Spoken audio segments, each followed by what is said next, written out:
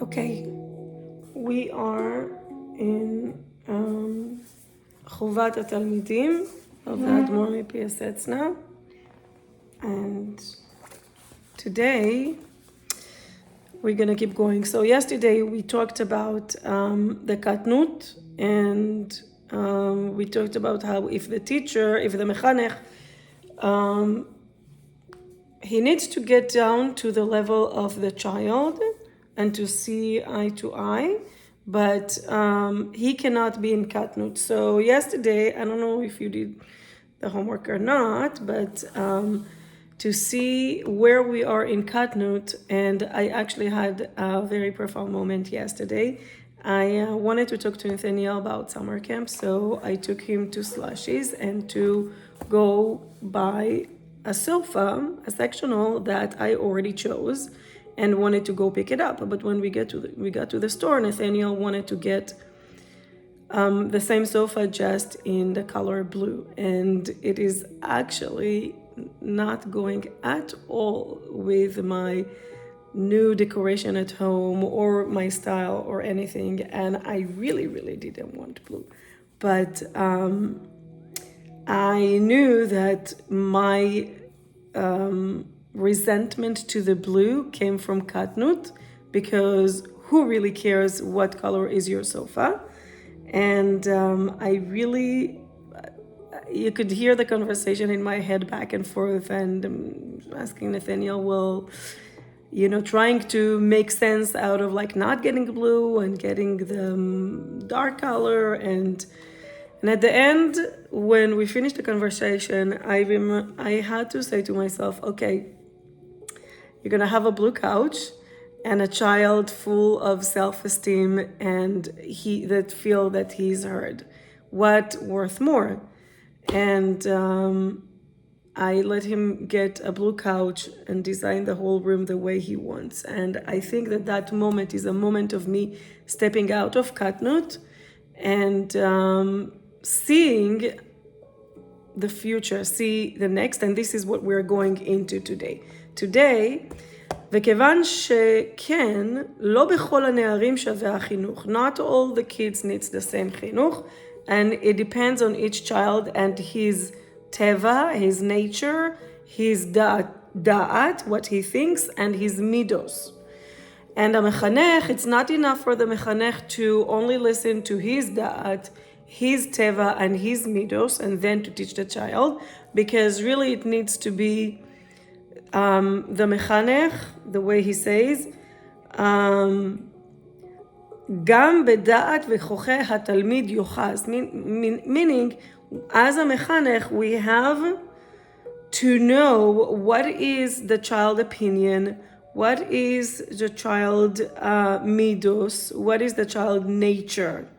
And we can't have the same thing for everybody. You can't say, oh, okay, all the kids love this, and I'm gonna do this and this. There is a chova and on the mechanech to find the teva, the ratzon, the midos of each specific child. Because we didn't come to do pedagogia, meaning to bring knowledge to the talmidim and just bring them the yeda of pshat HaTorah, because כי לא את השכל של התלמיד בלבד אנו מחפשים עתה. Not only the sechel of the Talmud we're looking for the whole Talmud, which is the nefesh, ruach, and neshama. This goes to fathers, mothers, mechanchim. We're looking to the nefesh, ruach, neshama of the Yeled Israeli. And what we want to do, we want to find it, and we want to connect them be'Elohei Israel to Hashem until the Yehudi chared lidvar Hashem v'chol ma'avayav, meaning until the child is yearning to Hashem and want to do what Hashem told him to do. So, הנה עד כמה שיודע כל אב וכל מלמד שבניהם ותלמידיהם הקטנים אשר לפניהם לא יישארו בקטנותם, רק יגדלו ויהיו לאנשים גדולים בשנים. אפשר גם גדולים בתורה ובעבודה מכל מקום. So what does it mean? Every מחנך knows that this child is not going to stay a child forever. And they're going to grow physically, and maybe they're going to also grow in Torah ועבודה. But there are מחנכים, ישנם את תכליתם רק מה שנגד עיניהם, that they see only what's in front of their eyes.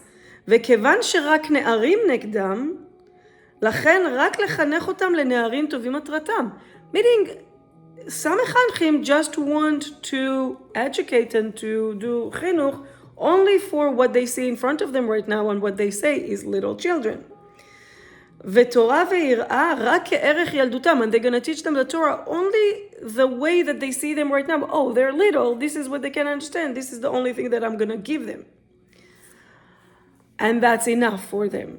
But אבל מלמד ואב כזה חוטא הוא נגד השם ועמו. But that's wrong, because when a mechanech or a parent does that, he's ממש החוטא against Hashem and against the whole Jewish nation. צריך המלמד והאב צריכים לדעת שאת בני השם וגדולי ישראל עליהם לחנך ולגלות. They need to know מלכתחילה that they are mechanchim, the kids of Hashem. And these are big neshamas, and they need to reveal them, even when they're little. And then it's their job to make them flourish. גנן הוא בגן השם לעובדה ולשומרה, ואף אם יראה בהם נערים אשר לפי הכרתו מראה נפש הם ממידות רעות להם, ידע שזה טבע של גרעיני הנשמות ובעושר המלאכים. So a gardener in a garden of Hashem, he knows, he's going to see the little children, and he's going to see that they have bad midos and mare nefesh, like they're sad, and they have, today we higdalnu la'asot, we have all kind of names for everything, for ADHD and dyslexia, and God knows what. Everything has a name, and the kids have all array of these disabilities, and we look at it as something not so great. But a gardener knows that when the fruit comes, at the beginning the fruit is really bitter. You can't really eat it. Actually, there are some fruits that are poisonous when they are boser, when they're not ripe. And although אין מידה וטבע רע בהחלט בילד ישראל, the Baal Shem Tov and a lot of Gdolim, they taught us that there is no bad mida in Yeled Israel, but the Mechanchim need to know how to leshamesh bהם, how to serve them. למשל, for example, אם יש לפניו תלמיד במידת עקשנות שהיא רעה, like stubbornness, and the melamed, the mechanech, really suffer from that, he needs to look, להתבונן, what's going to happen? והיה כאשר יגדל ויקבל עוד תורה ועבודת השם. He needs to see beyond what's happening right now. He needs to see of what's going to happen when he's going to grow up and he's going to accept all Torah and he's going to worship Hashem. His work, when that's going to happen, is going to be be'akshanut umesirut nefesh. It's going to be with a lot of stubbornness. So this stubbornness that looks like a bad mida right now is going to turn into something that's going to serve this child be'avodat Hashem. לא קל ולא הפכפך יהיה איש ישראל, כמו שדורש המדרש שיהיה אם מעמיד דברים כרוב. Meaning, when we see a child that is stubborn, we need to look 1,000 steps forward and to imagine how this child is going to use this stubbornness in Avodat Hashem. He is not going to give up easily, or one day he's going to say, yeah, I want to worship Hashem, and today I'm not, and all of that. So today, the work that I want to put at the front of my mind, and for whoever who's going to watch it, is that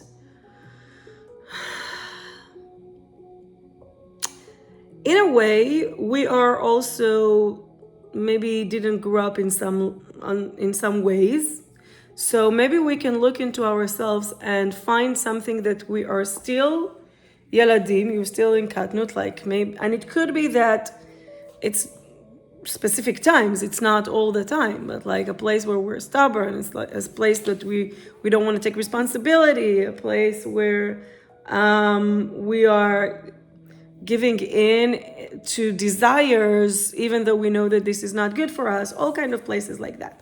And ask ourselves, where are we still children? And then take a deep breath once you found this place, and find compassion and remind yourself that Hashem brought you here for a journey of tikkun midot. And after you have compassion for yourself that you're still stuck in a childish place in some area, remind yourself that your journey is to grow from it, and ask yourself, what is the first step that I can take to grow out of it? And in a way, even imagine, where would I want to see myself in that area? How do I grow from it? And how can I utilize this mida that I have that prevented me from growing in that area? How can I utilize that mida to grow and to walk towards the vision that I have, the 1,000 steps forward? Good luck.